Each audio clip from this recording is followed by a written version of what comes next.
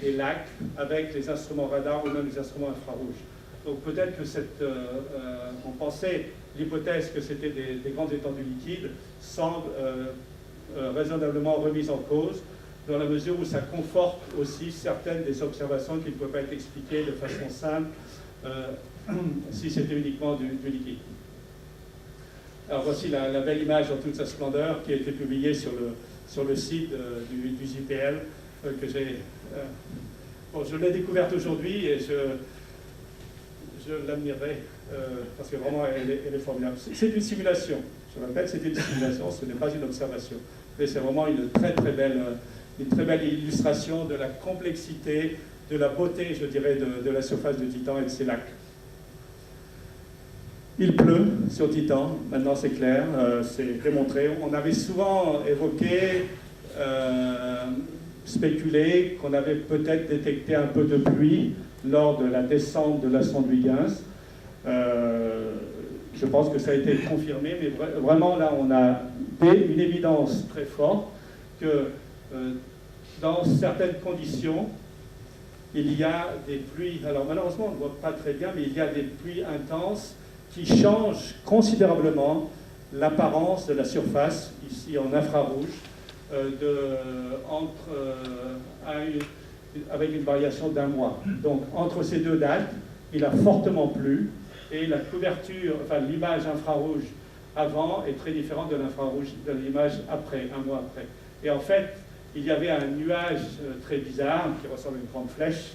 D'ailleurs, je crois qu'il a reçu The Arrow Cloud, le nuage flèche, qui s'approchait, qui avait été détecté, et je pense par des amateurs en premier, qui avaient été détectés et qui s'apprêtent sans doute à cracher quelques jours plus tard sa pluie.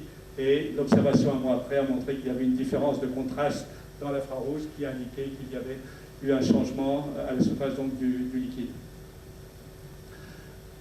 Alors, malheureusement, on ne voit pas très bien, mais ici, je voulais juste montrer un exemple de nuages à très haute altitude. Alors, si vous vous souvenez, en 2006, il y avait des couches de brume à très haute altitude. Alors, ici, on a peut-être des couches de brume, ou peut-être même des nuages à très haute altitude qui apparaissaient dans ces deux survols consécutifs. Alors, T83, T84, 83-84 indiquent le numéro de survol de la Lune de Titan. Alors je pense que ça date de 2010-2011.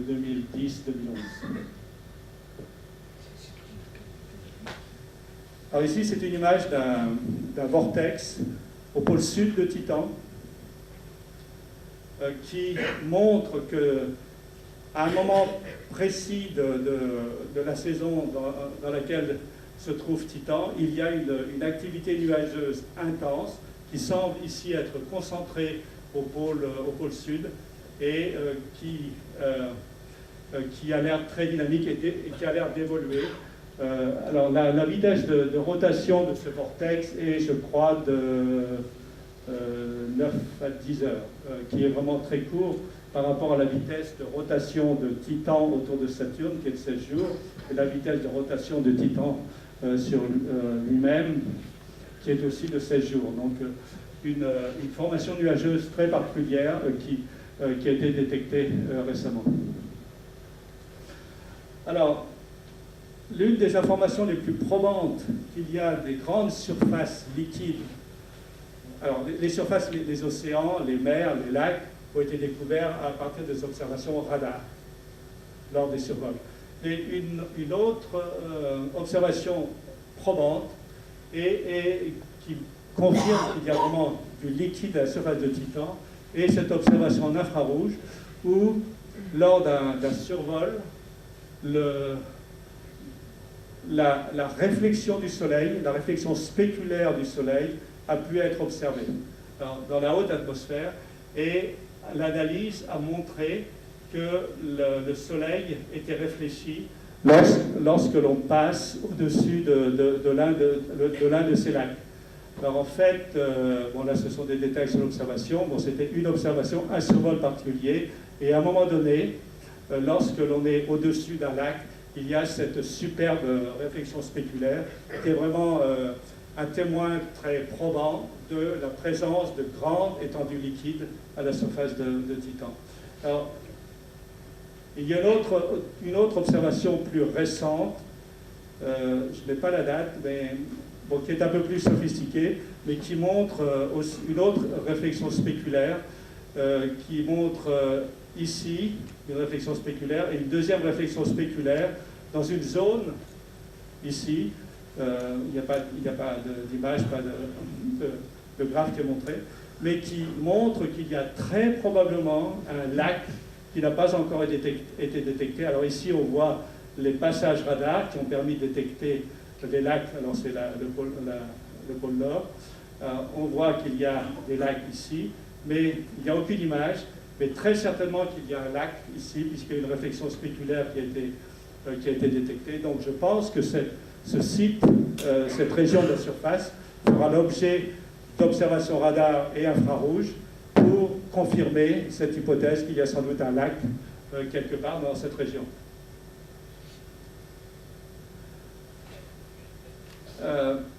Alors ici, ce n'est pas vraiment un effet saisonnier, mais il y a sur Titan une région qui est surveillée très particulièrement parce que sa brillance semble changer au cours du temps, peut-être au cours de saison, mais en tout cas au cours du temps.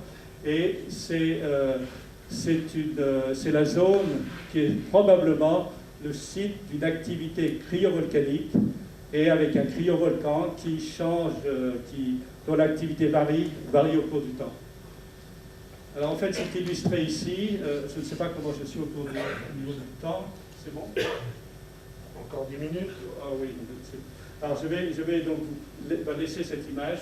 Alors c'est une combinaison des images de l'imagerie radar, des imageries infrarouges et le coloriage en quelque sorte de cette image radar dont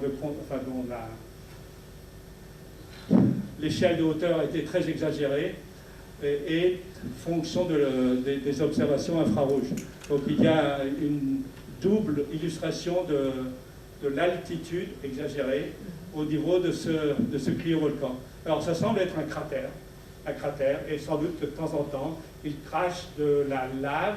Alors ce n'est pas de la lave, mais c'est un espèce de magma, un mélange d'eau, peut-être un peu d'ammoniac qui doit se comporter plus ou moins comme une espèce de lave visqueuse et dont l'activité semble varier au cours du temps. Alors je vous laisse survoler ce volcan. Est-ce que c'est fini? Ouais, ça semble fini. Alors ici, quelques images fixes qui vous montrent, qui vous illustrent un peu ce volcan selon différentes fausses couleurs. Alors la question, est-ce que c'est un cryovolcan? Je pense que c'est le vrai premier cryovolcan qui aurait été découvert sur Titan. On les cherche depuis très longtemps. Alors, un point que je n'ai pas abordé, je vais juste le mentionner, l'étude de Titan bénéficie beaucoup des études d'analogues sur Terre et inversement. C'est-à-dire que pour expliquer ici les cryovolcans, dans d'autres cas les dunes, je n'ai pas parlé des dunes, mais il y a des champs de dunes au niveau de la zone équatoriale de Titan, et la comparaison des caractéristiques de ces dunes avec certaines dunes sur Terre nous renseigne beaucoup sur le phénomène de formation des dunes et va nous permettre d'en apprendre beaucoup sur ce qui se passe à la surface de Titan. Il y a aussi des rivières, des lacs, et récemment, c'est dommage, j'aurais peut-être pu montrer l'image, il y a une rivière qui ressemble, j'allais presque dire comme deux gouttes d'eau, comme deux gouttes de méthane, qui ressemble très fortement au Nil. Et il y a une comparaison qui a été faite sur le site web qui est assez fascinante entre ce Nil sur Titan et le Nil, le vrai, en Égypte. Et bon, la dimension n'est pas la même, mais c'est un fleuve qui est long de plusieurs centaines de kilomètres et qui a la forme à petite échelle et les caractéristiques du Nil. Et c'était vraiment très, très fascinant. Alors je vais terminer par quelques diapos sur Huygens. Alors, je rappelle brièvement le déroulé de la mission. Donc, la sonde a été portée par l'orbiteur. Elle a été larguée fin 2004, le 25 décembre 2004, pour ensuite qu'elle se balade, qu'elle se dirige toute seule. Elle a été ciblée pour rentrer sans aucune correction de trajectoire 3 semaines plus tard dans l'atmosphère de Titan. Donc, elle avait son bouclier. Le bouclier a freiné la sonde. Et à partir de 156 km d'altitude, le pic de décélération, le profil de décélération qui a été mesuré à bord par l'ordinateur de bord qui avait été activé, a permis de déclencher toute une série de parachutes. Et premier parachute a arraché le capot arrière et déployé le grand parachute. Le grand parachute a permis de stabiliser la sonde, ensuite de larguer le bouclier, la face avant du bouclier,